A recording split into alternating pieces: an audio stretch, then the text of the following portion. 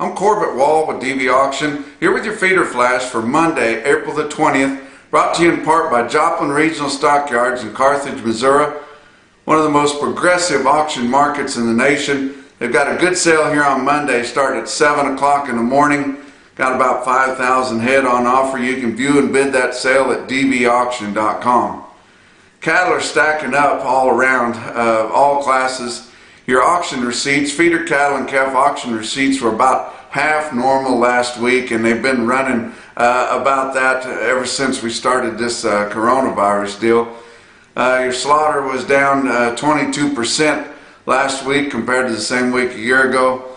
Your fat cattle sales are just a fraction, of course, on the cash, but total too, are just a fraction of what they normally are, and cattle are starting to back up. So we're likely going to I hope we do, eventually get out of this coronavirus deal, or get back to some semblance of normal, and we're still going to see a lot of the after effects in this cattle market. Now, we did have the aid package announced late on Friday, and I don't know why they do it so late, but did announce that, USDA announced that late on Friday about the stimulus or aid package there for your agriculture people. $19 billion, $16 billion will be in direct payments, $5.1 billion for cattle. So that's a pretty good deal. We got the biggest portion of that was for cattle producers. Your row crop farmers, you know, it was kind of in their the best time probably for them. However, our ethanol plants are all down now, and that's going to hurt your market, and it's going to hurt everything for them too, although a lot of their inputs are cheaper. $2.9 billion for the dairy industry, which you've seen the stories about them having to dump milk, and they're really going through tough times too. And now they're going to start selling off a lot of their cows, and that's going to do, you know what, to our beef markets. But $1.6 billion to the hog producers. I didn't know we had any independent hog producers anymore. 3.9% for row crop farmers, 2.1% for specialty crops, and $500,000 for other type of crops. The way they broke it down is 85%, they're going to pay back 85% of the losses before April 15th, and only 30% of the losses, projected losses, after April the 15th. But it is for the small producer especially. And some people may think they're fairly small and they're going to hit the cap limit pretty easily, but $125,000 limit per individual per commodity. So you know, you wouldn't have to be all that big to hit that pretty easy. And then it's a $250,000 limit total if you have multiple commodities. But we're still pushing the 30% minimum negotiated cash trade within a 14-day delivery. We've got a lot of people signing on here. A lot of people signed on over the weekend. I know temperatures were running pretty high temperatures both down here in the southern plains. And the southwest, it's straw time. I guess you guys can see that. I know you guys up north, it'll probably be a while yet before you break out. But I tell you what, it's been an early spring. But like I said, tempers were flaring up late last week, and I think that had a lot to do with the coronavirus, the market, just all the things that are going on. But we've got an opportunity here to get something done. Something's going to happen, I do believe. I mean, I've talked to enough people around, even people that you wouldn't think would be a big fan of this deal, even people in the packing industry, people, corporate feeders, a lot of people that you wouldn't think would necessarily be for this, but they all kind of agree that we're going to have to set a minimum negotiated cash trade. It's just, it's going away to nothing. But I want to apologize to all the people that were trying to get a hold of me late last week and over the weekend. I missed a lot of calls and didn't get them all called back. I missed a lot of messages, a lot of emails, a lot of texts. Didn't get you guys called back. I had a lot of friend requests on Facebook. I maxed out last year sometimes, guys. They won't let me take any more. So, you know, I'm sorry I didn't get back to you guys. I had a lot of supportive people there trying to get a hold of me, and I just couldn't take them all. But let's look at this this chart here that my friend Brett Crosby with beefbasis.com put together.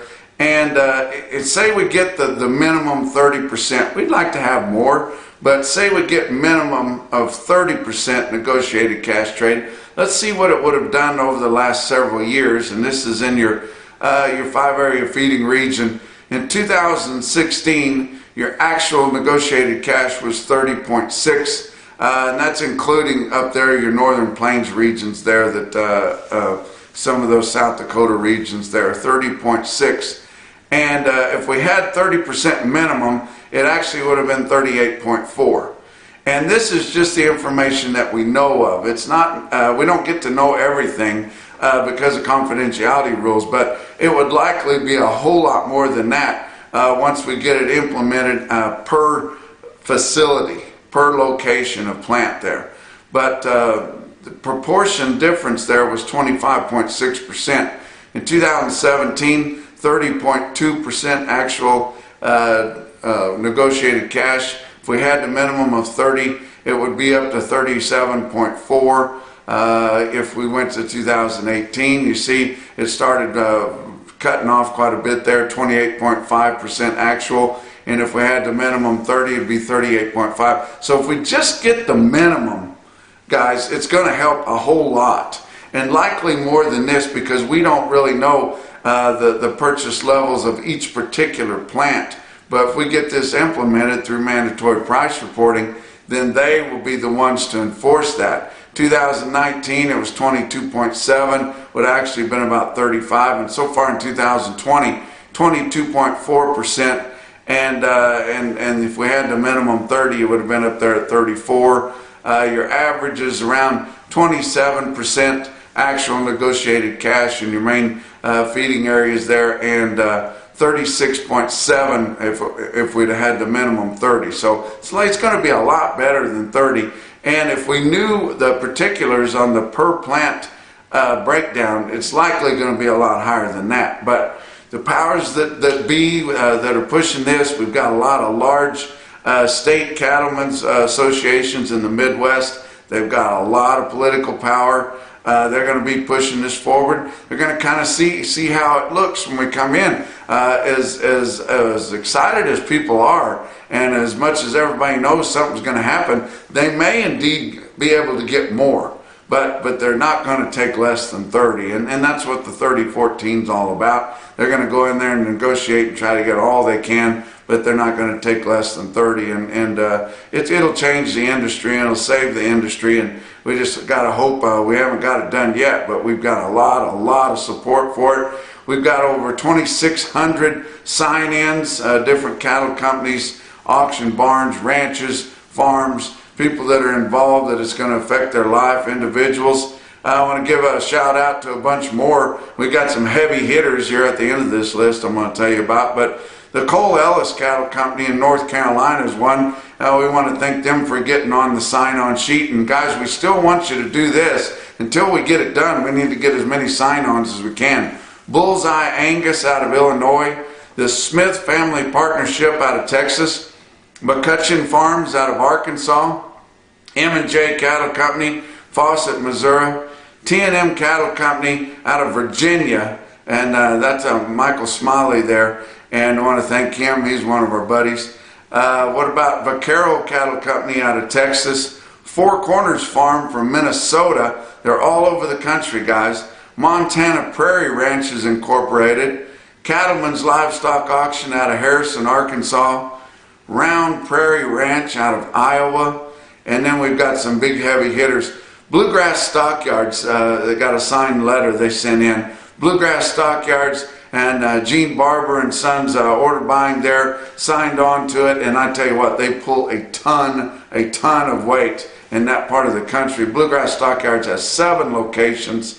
They're huge. They sell cattle back east as high as they do anywhere. They're promoting to their local people that they need to add value to their calves by keeping them local and making loads of yearlings out of them. And that's what they're doing. And especially we're going to get to the time where their yearlings will bring as much or more than any other cattle anywhere. But we want to thank Bluegrass Stockyards for getting on and showing their support. South Dakota Stock Growers Association, huge cattlemen's association up there, and they voted the other night to put their support behind minimum 14% and 30% 14-day delivery, excuse me. But we want to thank all those good ranchers up there at South Dakota Stock Growers Association, and we've got a lot of support for this deal, and I think something's going to get done, and we're all for the good, guys. I guarantee you, it's all for the good, and it's going to be, and we're going to try to get all we can. I mean, we're not stupid. We're going to try to get all we can, but we're going to force at least 30 on the deal. That's where the 30-14 comes in, is we got to have a minimum of 30% negotiated cash. Let's talk about what's going on in the markets around. Talk about your board from last week. April live cattle futures Monday down the limit $3, but then it kind of was not so bad the rest of the week. Tuesday was up $2.70. Wednesday was up $1.02. This is your spot April contract. Thursday up 77 cents. Friday down 85. But your April live cattle contract ended the week at 94.65, up 65 cents. Your June contract 86.30, up $1.93. April feeder cattle Monday was down the limit $4.50. Tuesday up 137. Wednesday off 60. Thursday up 2.45, and Friday up $1.27, with April feeder cattle settling the week at 119.52, which was exactly steady with the end of last week. And your May contract 119.27, up 32 cents. But your fat cattle trade, is just a confusing joke last week. Through Thursday, we'd only had confirmed sales of 7,300, and it doesn't look like we're going to hit 15,000, guys, for the week. Had some trade on Friday, but not much. And the prior couple of weeks, we were less than 25,000. Now it looks like we're going to be closer to 15,000. That is nothing. We need over 100,000 head negotiated cash to make any kind of a real feel for the market and put some price discovery in this deal, and we're looking at 15% of that. My goodness. The Fed Cattle Exchange kind of set the market again, and it would be nice to see something like that work. See, cattle on like an online auction or in a Midwestern fat cattle auction, those would be considered cash cattle, and they would go towards the 30% for all the different packing facilities. And so that's great, and we would like to see something like Fed Cattle Exchange work. They had 5,800 head offered on there, and they postponed the sale from Wednesday till Friday. They did have some sales on there, and it did set the market. We were just kind of trickling around all week with some regional packers buying cattle as cheap as they could get them, of course, but they're not getting near the heat from DOJ and the like as the big packers are. But we'd seen some earlier trade through the week from $94 to $97 live, and from $150 to $155 dressed, and that was a ton lower.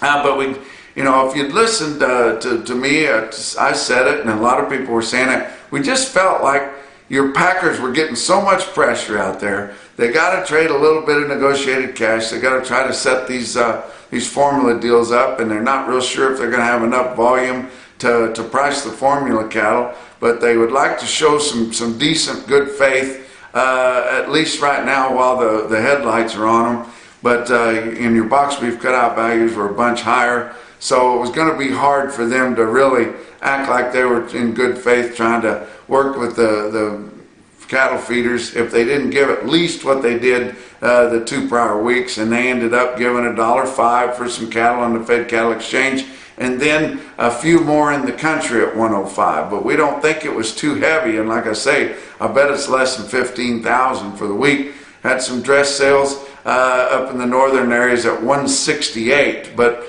confirmed sales on Friday, there'll be a little bit more than that, some that happened after they had to turn them in. But Iowa about 1,000 head, Nebraska about 2,300, Kansas and Texas both about 1,500, and everybody was saying that your big packers were going out and trying to get a few cattle bought that way, but they were limiting their buyers to just so many head, and not very dang many, I tell you what. But you look at your box beef cutout values, I told you they were higher. Your weighted average last week on choice cuts, $231.58. The weighted average figure was $6.21 higher than the previous week's weighted average. On selects, $220.51. The weighted average was up $8.42 with $11.07 choice select spread on the weighted average of all your sales last week, and just under 600 loads of cuts, grinds, and trimmings, which is just decent, but not very heavy at all. Your slaughter for last week, only 502,000, guys. That's down 34,000 compared to last week, and 140,000 less cattle harvested than the same week a year ago. And cattle are just going to start stacking up, guys. And we're probably going to see a protein shortage if we don't hurry up and get these plants back open. A lot of them are running just one shift. A lot of them are running their change speed slower because they've got their workers separated out a lot. Some of them have been doing some deep cleaning, so they've been shut down.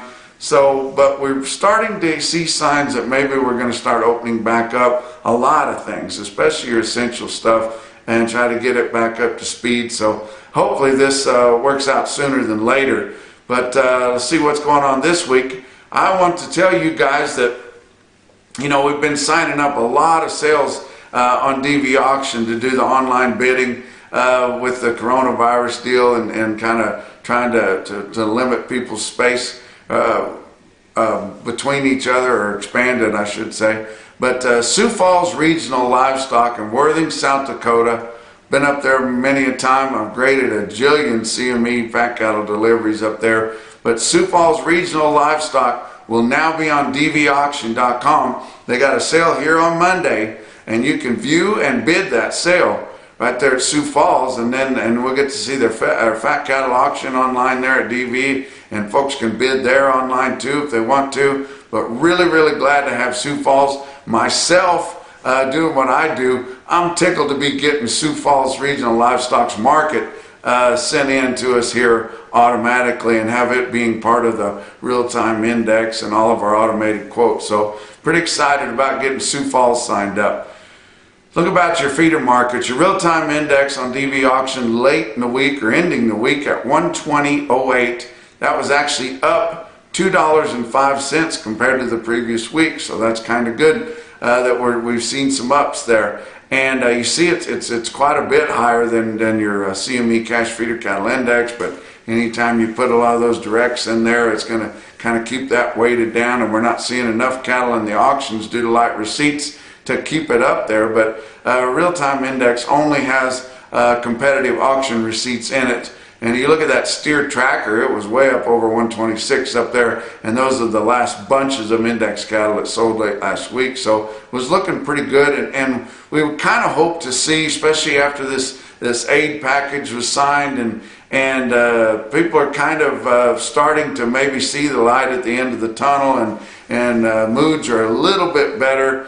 And we should have some pretty good sales. Of course, the receipts are going to be increased this week, so that'll have an effect on it too. But guys are needing to buy some feeder cattle, and there'll be some available this week. But I have a big sale in Russell, Iowa. You can view and bid that sale on DV Auction. Of course, I talked about Joplin already. Oklahoma City expecting a better run there too. But your cash feeders, they started out lower last week, and then they come around. Your market's kind of been pivoting Wednesday, Thursday the last several weeks.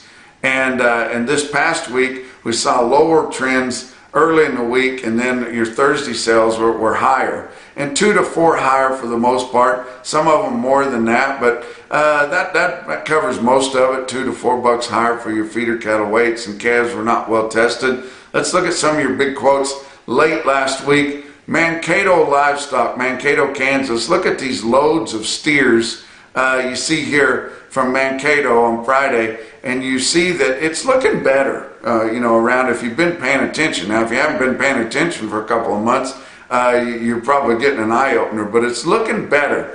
There's some quotes there that are pretty admirable there, but my favorite quote out of all those is the 60 head weighing 905 pounds at 119.75. And then how about Crawford Livestock Market, the biggest quote I saw late last week and the highest there, 50 head, 604 pound steers. I'm sure they were fancy in Crawford, Nebraska, 173.50. And that's your feeder flash for Monday.